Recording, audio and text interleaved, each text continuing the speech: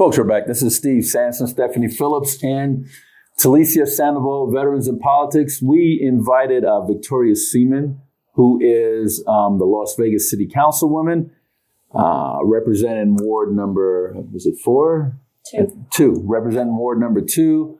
And Victoria canceled on us the first time, and then she canceled on us this time because a 19-year-old asked her some uncomfortable questions, and she was very upset and mad at me because she said that I never vetted the panel members, and I'm supposed to know what questions they're going to ask the candidates, which is against our bylaws, so I couldn't do that anyways.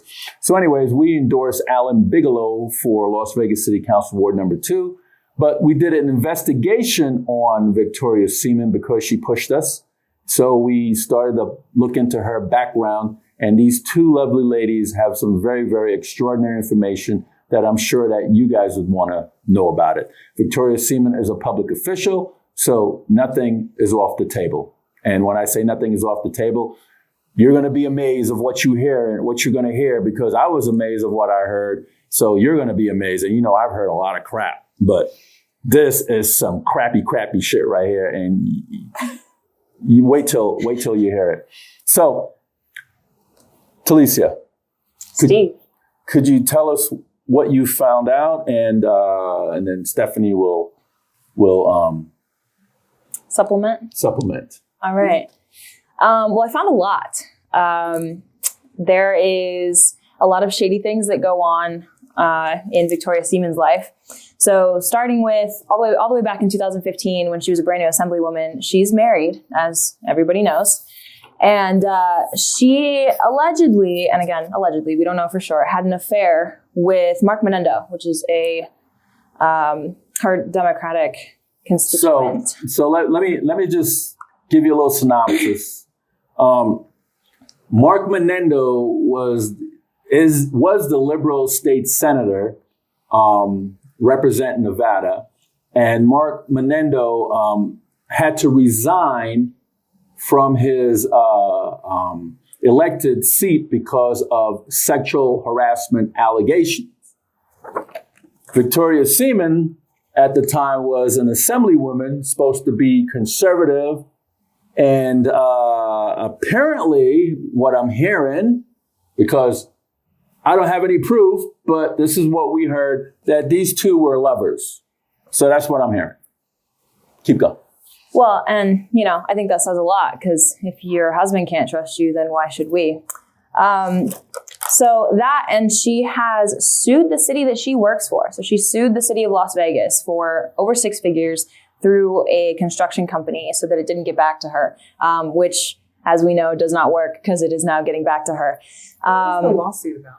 What was the lawsuit? I believe. Let me see. She sued multiple people, right? She sues everybody for fun. I don't know the details of the lawsuit, but you can go and look at all of this yourself on concouncilwoman.com. There's a website with a plethora of things that basically expose her for everything that she does wrong, that's shady and not right.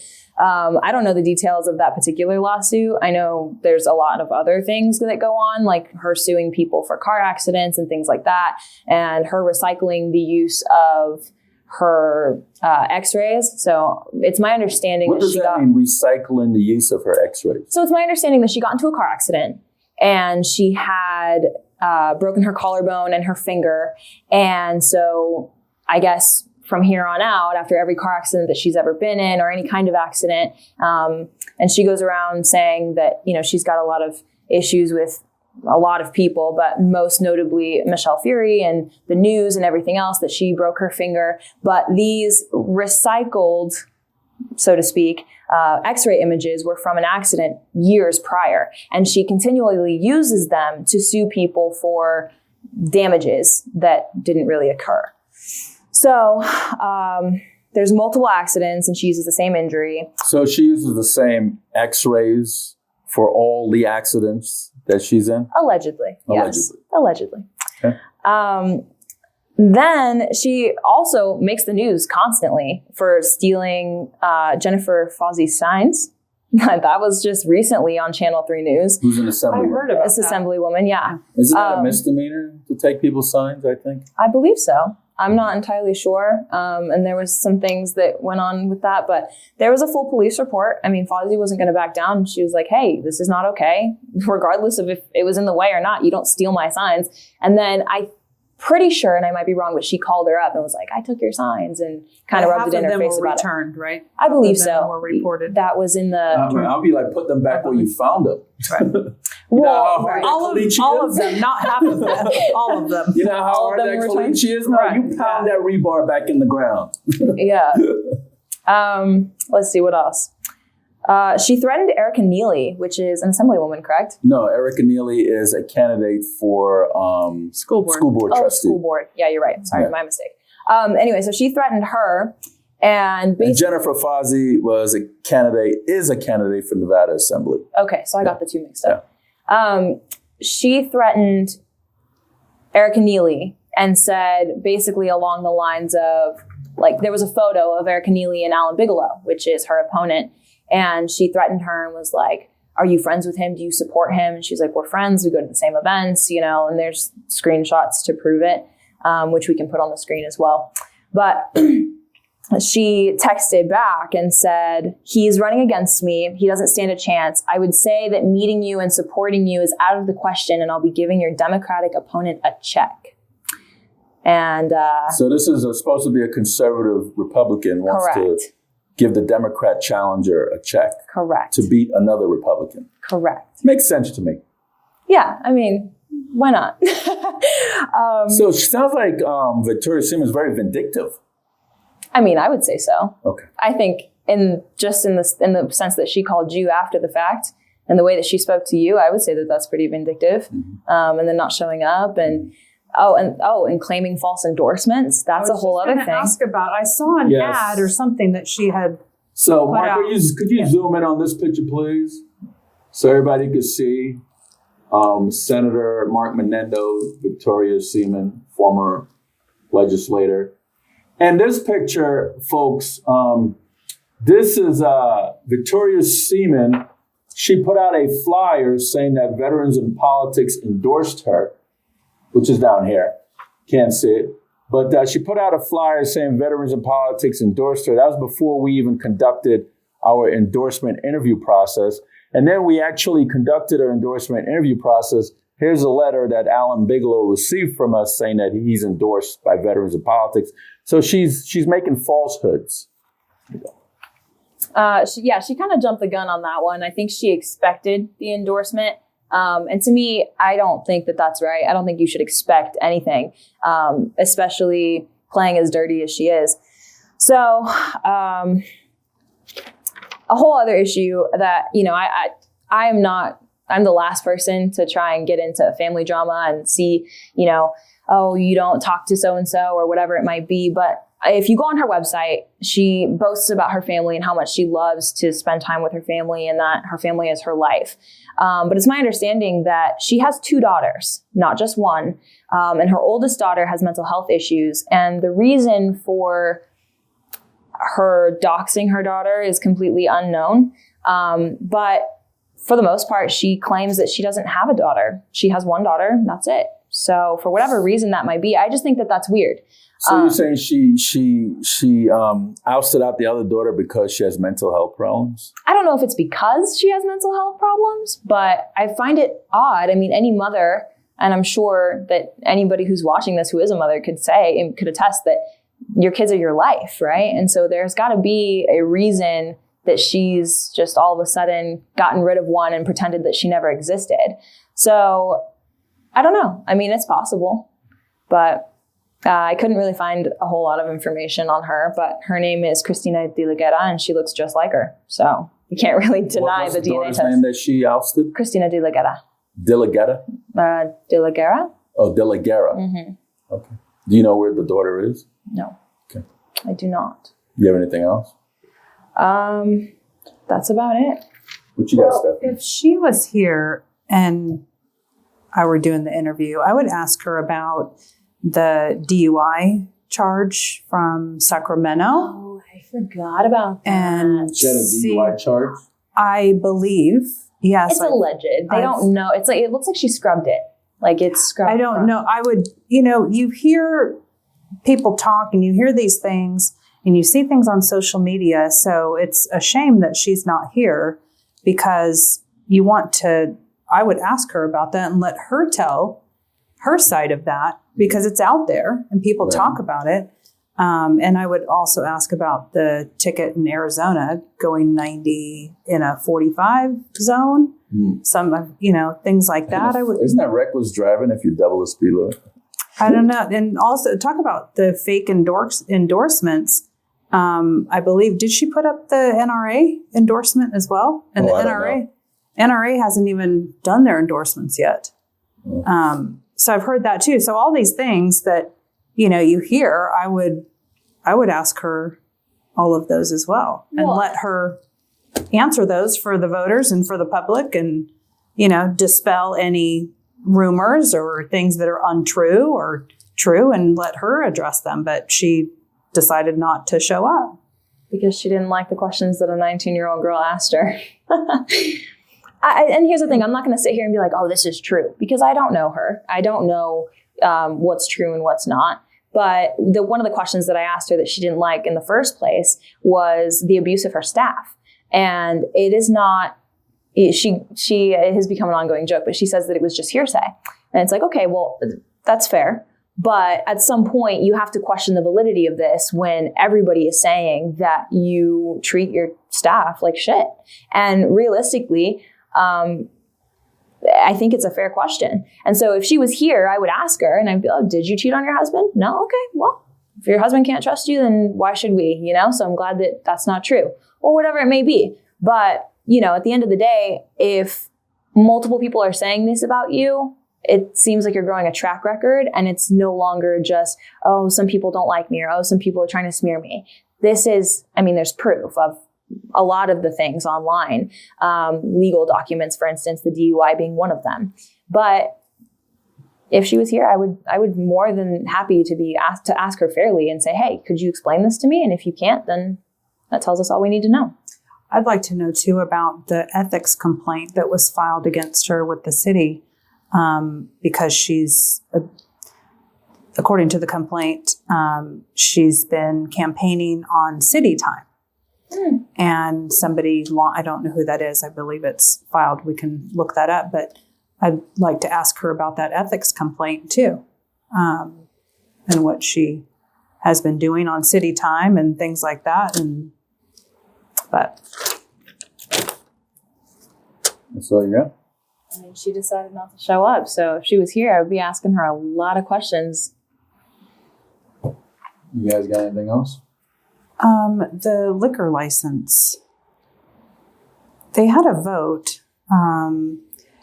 You probably heard about this. They were reducing the cost of the liquor license from $75,000 to $5,000. So it'd be easier for small businesses to get a liquor license. They had like 26 requirements for that. They reduced that to 11, so it'd be easier for people to file for one.